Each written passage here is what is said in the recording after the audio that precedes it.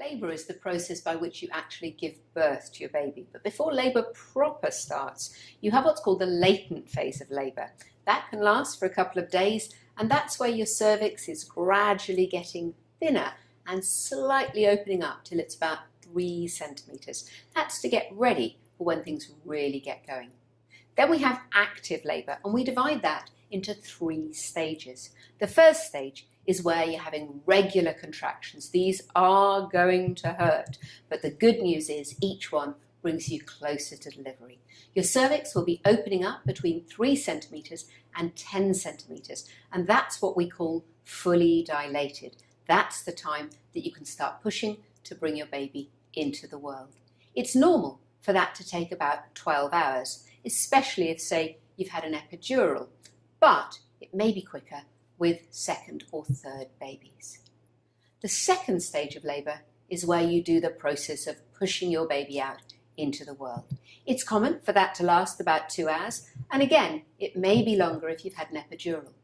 For the first hour or so, your midwife will probably suggest that you rest and gather your strength to let the baby's head come right down into the pelvis. She may recommend that you walk around to help bring it down.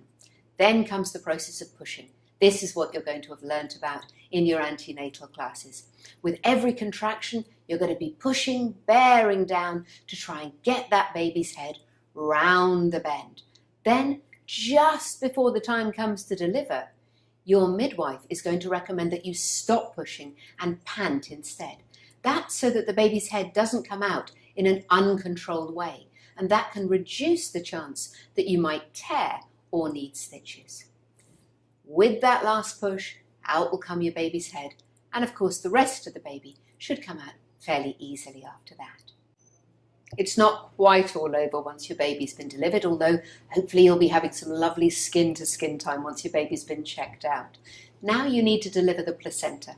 This can take up to an hour, but it shouldn't be anything like as painful as the whole process of giving birth. Your midwife will need to check that the placenta is complete. They'll need to check whether you need stitches, make sure that you've passed urine, and then it's off to bond with your baby.